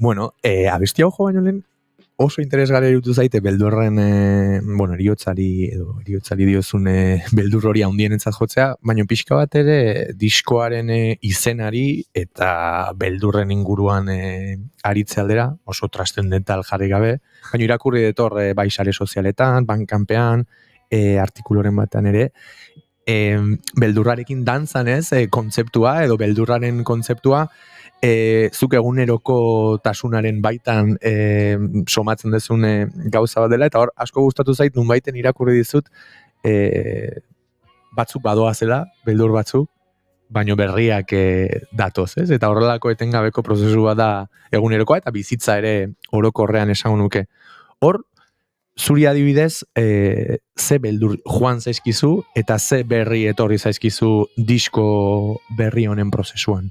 Ba, adibidez, eriotzaren beldurra egia da igual pixkat arindu dela, ze, banabile bai eriotzari buruz asko irakurtzen, eta irakurtzen ditut gauzak, igual pixkate bai nere alde jokatzen dutenak, ze, igual pixkat mistikoak, egon daitekela beste zeo zer orduan horrek lasaitzen hau, ezaket egia den edo ez, baina, Eta baita ere adibidez, badago abesti bat txotxongillo, gero igual abestu duan, edo ezakita besan daiteke. Bai, esan daiteke, gustatu zait hori, hype txiki hori sortzeko naia, baina bai, esan daiteke, gero joko dezu, ala nahi badezun. Hori da, bai, eta adibidez, hori datzi nuenean, bai neukala beldurra handia, ez, pixkat, arte eszenikoen munduan gertatzen diren, sexu abusuei eta bar, beldur nintzelako, azkenean ez, olakotan bilakatzen geha emakumeak askotan txotxongillo ez garako konturatzen guregan egiten duten kontrola eta bar. Eta egia da, bolada hontan asko enpoderatu nahi zela emakume bezala, eta beldur hori galdu detela ze suertez edo, edo bizitzaren esperientziagatik jakin ditut identifikatzen bai erasotzaileak eta bai olako situazioak eta igual lehenoan nintzen izan olako egoeretara vulnerableagoa edo, baina gaur egun ez. Bejon dizula. Eta gero, adibidez, ni pixka tematikali helduta, emakume gizarteak tamalez askotan bideratzen duen egoera horretaz gain, aipatu dezu arte estenikoen munduan, genero apartere hemen aipatu izan dira, ez? Kompetentzia arrakastaren pertzepzioa, ez dakit, kasuntan prekarietatea, kontzertuen beharra, mila aldagai daude edo sentitzen ditugu normalean, ez? Arte esteniko edo kasuntan musika eta antzerkiaren bidean, zuk zen olako, ez dakit, bidea edo arresi topatu dezu zure abestiak munduratzean eta kasunetan estenatoki gainean pentsatu nahi bide profesional bate egiteko nahi horren atzean. Ba, egia da, bai nik uste dut gazte sortzaile bezala, ez dut uste dela igual genero kontua gehiago da emakume, osea, gazte izatearen kontua ez, askotan oso zaila da kontzertuak lortzea. Osea, zeneri askotan gainea jendeak esaten dit inguruko jendea, jo, baina lortu duzu ez jotzea ezakin noiz, eta da, ja, baina, osea, zenbat lan egin behar izan deten, edo zenbat email bidali behar izan ditudan jotzeko ez, pues, kontzertu batzuk eukitzeko ez, eta azkenean ematen du askotan sortzaileak egon behar osea, askotan ematen du favore bat egiten digutela kontzertu bat ematen usteagatik, eta berez kontzertu bat ematen aigea zerbitzu bat eskaintzen. Eta askotan aztutzen zaigu hori, eta bai hori arresirik handiena nik uste hori, pixkat, eta gero baita ere bizigeala mundu batean, gizarte batean dena dijoala superazkar, osea, sare sozialetan, minutu batean ikusten ditugu irudi pila, ez? Eta orduan horrek baiera egiten du produktu pila teatzen diela, eta hola, pues hori, gaztea izatea eta bar, eta zerbait ateratzea eta horri bisibilizazioa ematea ez da bat ere erresa. Ez, egia esan, ez dakit saturazioa den hitza, baina badago eskaintza bat hain handia, ez? Arreta mantentza, baina egunerokotasun batean inguruan dagoen talentu eta sorkuntza guztiari erreparatzea, zaila egiten dela oso interesgarria iruditu zait, eta heldu nahi diot horri ere bai, ados nagoelako, esan dezun, kontzertu batek sortzailea eta programatzailea ze bi leku ezberdinetan jartzen dituen, eta nola askotan harreman hori ez dan, bat ulertzen, bi errespetatzen, 3 ordaintzen, eta 4 eta 5 eta 6 ere okurritzen zaizki, baina hobeto ez esan, nik ere berdina sentitzen dut, askotan gaztetasuna, aprobetxatzen du jende asko, ez dakit nola esan, gezurrezko erakusleioak sortzeko bezala, ez? Eta ematen du programatzaileak duela asmo duina bakarrik, ez? Eta ez, ensaioak, lokala, materiala, diskoa, eta beste 1000 gauz egin, ordaindu, sufritu eta gozatu dituen artistak ordun. Hor ematen dira oso egoera, ez dakit nola esan, violentoak eta injustoak, eta ez dakit nun dagoen hori pixkate volteatzeko tekla, baina, behintzat guk hemendik ere aireratu dezakegu gure aldarria. Erabateko botere harreman baten menpe gaude, ez? Kontratazioaren, eta ez bakarrik kontratazioaren, ez dik esango nuke iaia musikaren industrian dagoen eta musikaren industriatik aratago dagoen guztien, ez? Izan lehiaketak, izan bekak lortzeko prozesuak, izan, bideoklipe lehiaketak berak, dana da oso korronten menpekoa. Eta korrontean harrapatu baduzu, korrontean zaude, korronterik ez baduzu, errekan oso geldi gera zaitezke. Eta duzut horrek sortzen duela, ez, alako tensio bat sortzailearengan, jargik diona, ez, sortzen den lan karga ikaragarri hori, kontzertuak lortzeko, zenoski, ez dago korronterik, eta arraunari oso gogoraman bartzaio, eta bat indarri gabe geratzen da iaia abesteko, ze hor arraunari bultzaka eta bultzaka ari da, ez. Baina egia da, osnarketa honekin jarri genezakela, nik ez dakit nola irauli hau, ez? Zer egin behar dugun, eta bai batzutan faltan botatzen dudala ausardia puntu bat, ez? Batzutan ez, oso aspaldi nabari dut programatzaileen artean ausardia falta ikaragarria, ez? Zer dago korrontean eta hori programatu, lagun batek esaten zuen, ez? Kontzertuak dakartzate. Bai, hala da, izaten da olako efekto, ez dakit, domino efektu bat, ez? Olako ikusgarritasunak ekartzen du hurrengo orainik. Aipatu dezunari detailetxo bat gehitu zinigo, zaila izango da, ez dakit nola esan, botedun hoiek, instituzioak, programatzaile, ez dakit, kotarruaren jabedian, hoien jarrera aldatza, baina niri irutzen zait, eragiteko puntua entzulea izan behar dela. Eta entzuleok, sartuko naiz ere, askotan inkostientzia handiarekin egiten ditugu gure komentario, autu eta kontsumoak, eta zuk esan dezun bezala, zenbatetan entzun dugu lista amaigabe da, baino ikusi zaitut ez dakinun, edo atope zabiltz, ez?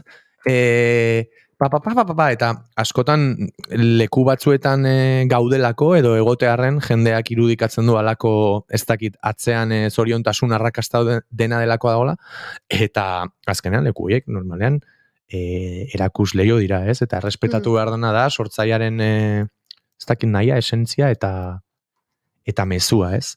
Baina, bueno, esan dakoa, hemen ari gea saiatzen, seiako gutxitan mundua soluzionatzen, eta ez dakit lortuko dugun. Eta hor, Ilargi, pixkat lehengo asuntoari helduta, profesionalizatzerako bide horretan ere, ez grabaketan baizik, eta orain zuzeneko okerrez banago talde formatuan aurkezten ari zea, eta aurkezten arituko zea, baina bakarka ibilitakoa ere bazera, estenatoki gainean amildegia handia, ez dakit, handiegia zen bakarlari gisa aritzea, ez dut esaten horregatik taldea sortu izan, baina amildegi horrek ze forma hartu du orain, hau da, taldekideak ere emango zioten sonoridade horri beste, ez dakit nola esan, presentzia bat, ez? Bai, azkenean, badauka bere alde ona eta alde txarra bizitzan denak bezala, ez? Bai. Azkenean, bakarrik nogenean, nik abestiak, nire etxean ezaiatzen ditun, baina gero publikoak eskatzen zuenaren beharretara edo moldatzen nintzen, eta igual, zerbait jorde zarpegiatua jotzen nuen azkarrago, mantxoago ezaki zer, eta hori nire baitan zegoen, eta listo. Orain taldearekin ezin dut hori egin, baina egia da ere, talde bat eukitzea, eta gainera dira oso musikari profesionalak, Mikel Zubiria, Manuel Rufo eta Manu Moro, denek dakate ibilbidea, eta barrez. Eta orduan beraiek bai aportatu diotela, nik uste zuzenekoari, kontzertuari berari profesionaltasuna, ze azkenean niretzaterea beste haulako musikariekin askoz erosoagoa da. Ze, nik gitarra jotzen dut, baina ez ere naiz gitarrista, ni abeslaria naiz.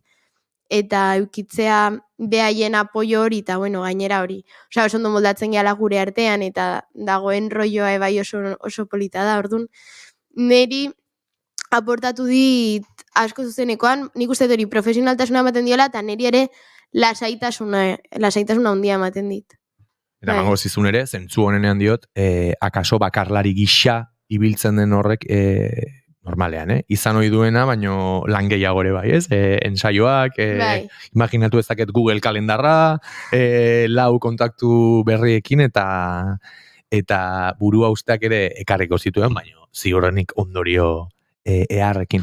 Bistan da bezala. Ez dakit inigo bigarren abesti bat eskatu. Hori zaman izan gaur bidea errexago duela. Gainera, spoileatu du lehenago, baino... Ez que oso txarra nahi zuti spoileatzen dut. Hau... Spoiler zalea naiz. Gidoiaren barrontza. Bai, lasai. Txotxongillo esan dezu ez. Galdetu beharko nizuke zeren inguruan namien, baino esplikatu diguzu lehenago argi eta garbi, beraz, zoa zoltzara eta egurra.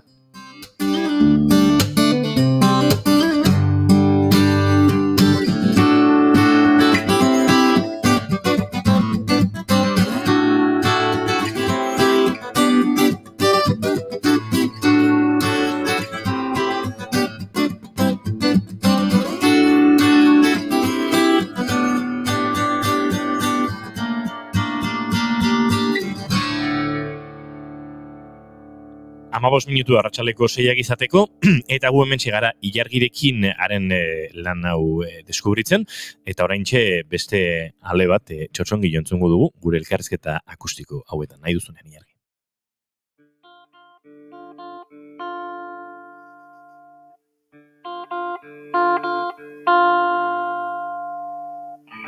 Gizaki gisa jaio, emakumea hazi, tartearen izenean, panpina sentiarazi, panpina Txotxongillo,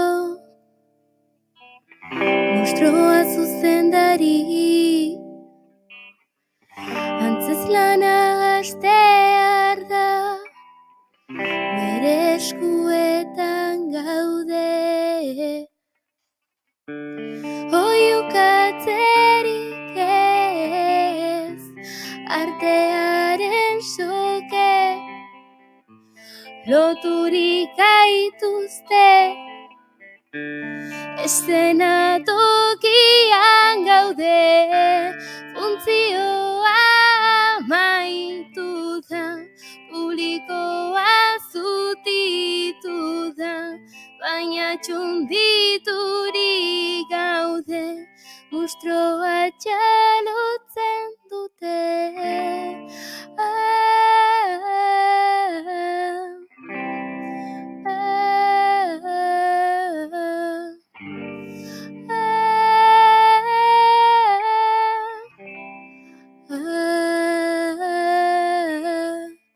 Txaloek esnatu gaituzte, sokak sentitu ditugu, delkarren artean lotuz, sokak suntxitu ditugu, irterateetan, ulaguntza eske, publikoak bizkarra eman, monstruoaren gana jo dute, berarekin holtzan daude, gurekin gutxi batzuk, baina gutxi hoiek, indarra ematen digute, monstruoaren gandik aske, gara lirten gara, huez gara txotxongiloak, emakumeak gara.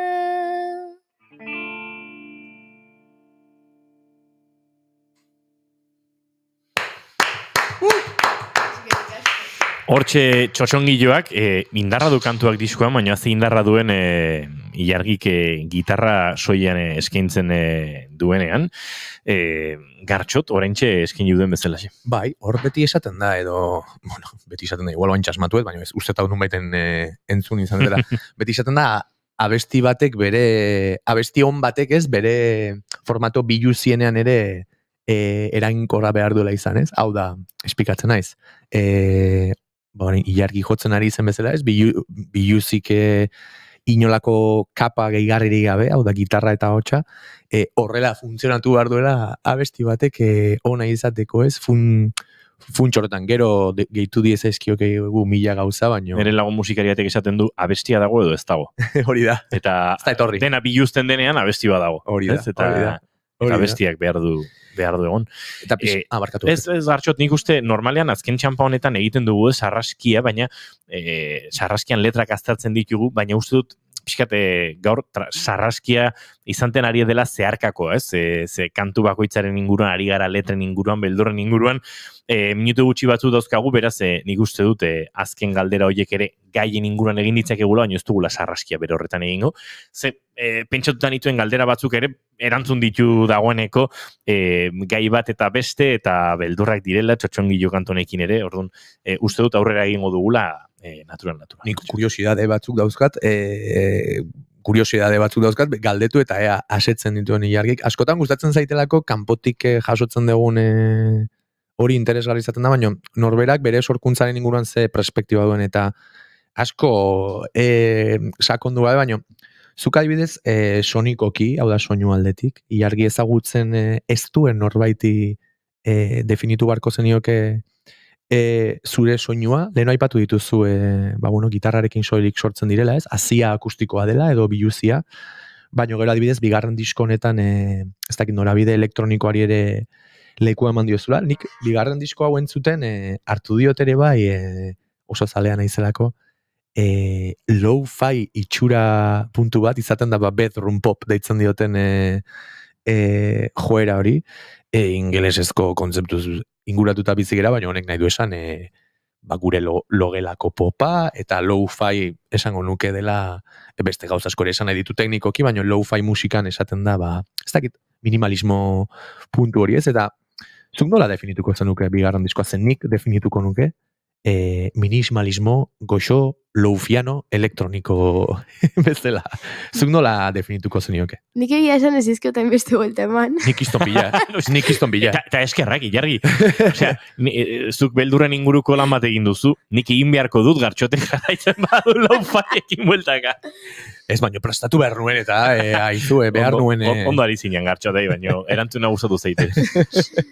Ez daki, normalean nola galdetzen diatenean, nola den kontzeptu bat jende askok ezagutzen duena, esaten dut indie pop elektronikoa. Pixkat generalizatzen duelako asko. Eske india da niri iruditzen zaite aldezula erabili en plan, pixka bat alternatibo tal, indita. Orokortzeko bezala, ez? Baina bigarren kafea entzuten duena badaki ino eta zuk inor baino beto, Nikola, gauza orokorrak ez ditutela maite, ez nik behar detela olako turbo esplikazio bat, eta sonikoki zer den ere bai balin bada, ba. Gordeko de kontzeptu hori, lo-fi. Gero idatziko dizut, uste 3 lerro edo ditula. Bai. Urrengo entrevista ikusiko dugu eta ilargik. Bueno, lo-fi melodiko elektroniko bakarti indiaren giroan murgildu nahi nuen lanarekin.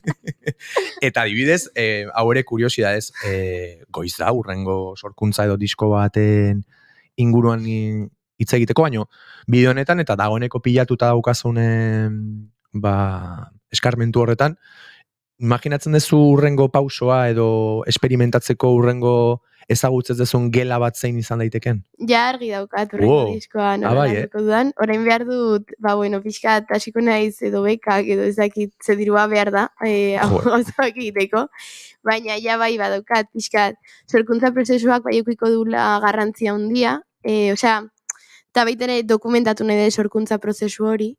Ze, orain arte egin dudan guztia ez dut dokumentatu, nik uste, enbidia mateit igual jendeak ikusten dudanean ez da sare sozialetan igo duela igual bideo bat esaten, bituze estribillo eta zaiten eta gero atatzen da bestia.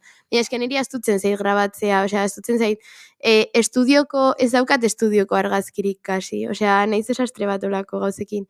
Eta baina idetela urrengo sorkuntza prozesua dokumentatu eta dokumentatutako horrekin ebai zerbait egin. Orduan, baina. Interesgarria esaten dutelako azkenan bidea dela normalean, ez? Disfrutatzen dena gehien emaitza baino. Pentsatu nahi, eta azkeneko abestia entzun baino galdera azkar bat. Irudikatu zure burua, 2023ko, aurtengo, abenduaren 31ean, lezon, ilargia ibeira, zein izango litzateke urte hontako balantze ona? Nik uste dut kontzertu asko eman izana, eta besterik gabe ni nere buruarekin gustora egotea. Dela edo zer gauza baino garrantzitsuagoa. Amen. Barras, esatean bezala. Beldurarekin dantzan orkestera etorri da Ilargi, eta beldurarekin dantzan kantua berarekin agurtuko dugu gaurkoa. Uste nahiko hitz egin dugula beldurren inguruan, nik ere hemen banuen, iesian nabilni, baina nirekin zatoz, erori ere egin naiz, baina nire gainean zaitut, zatoz nirekin dantzatzera. Lortu duzu dantza egitea beldur hoiekin guztiekin Ilargi? Bai, asko dantzatu ez. Gero ja beste gauza bat hor jarraitzen duten ez, pero dantzatu etela. Dantzatzean zapaltzen ote zaituzten ez. Hori. Ilargi, azken kantua eskatuko dizugu, zuaz gure setera.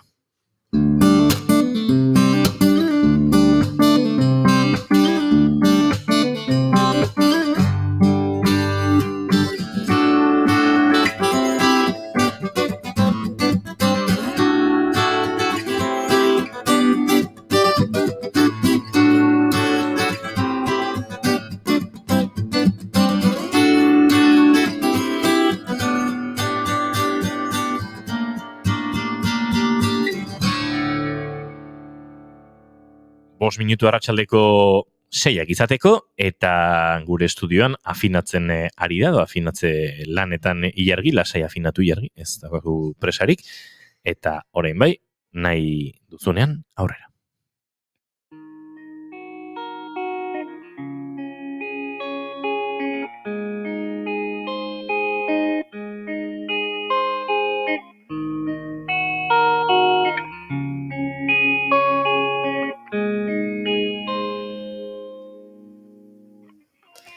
Baso ilun batean esnatu egin berri naiz, ni bakarrik barnean zuaitzak piztiz betea, nire atzetik itzal ilun bat ageri da.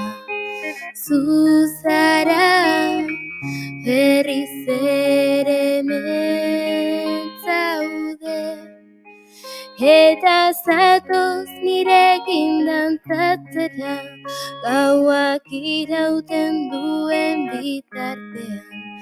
Dantzatu zaize bilakatuz, aireratuko nauena. Eta zatoz nirekin dantzatzena, gauak irauten duen bitartean.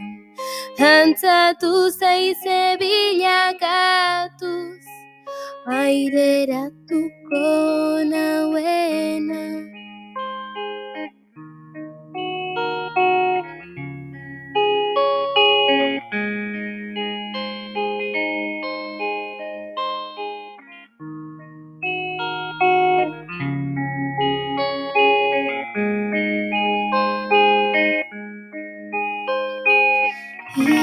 Iesean nabil ni, baina nirekin zatoz.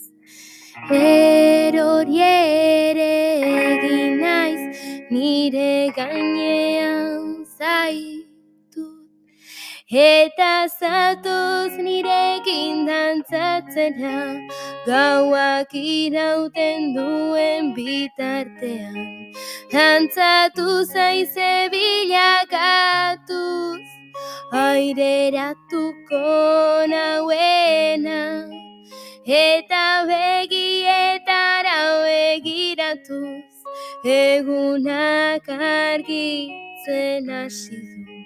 Piztiak orain lore dira, eta zu indar berri bat.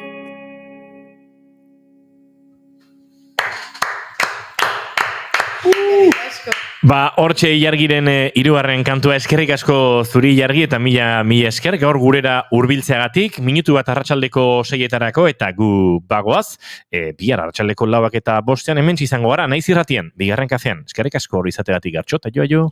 Idoia, agur. Agur zuei ere.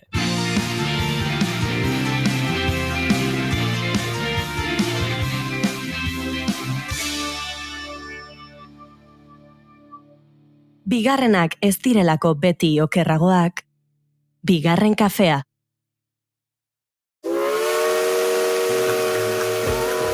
Naiz bidaiari aldizkaria irratian ere bai. Alba Cabrerarekin asteazkenero arratsaldeko 7:00. Uinen bidez bidaiatzeko prest? Naiz irratia.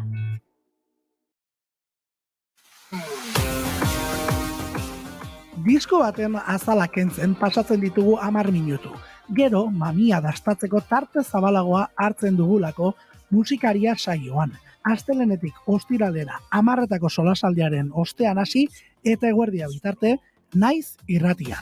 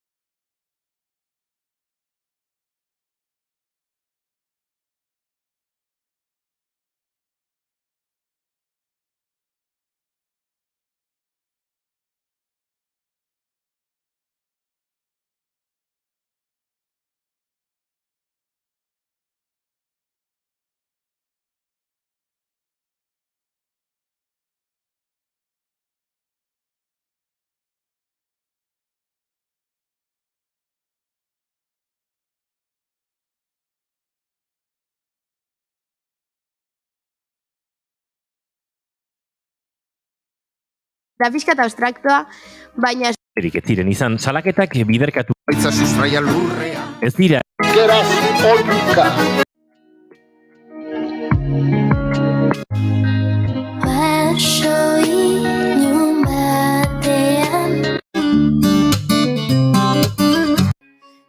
Asko zuri jargi eta mila esker. Elako beti okerragoak, bigarren kafea.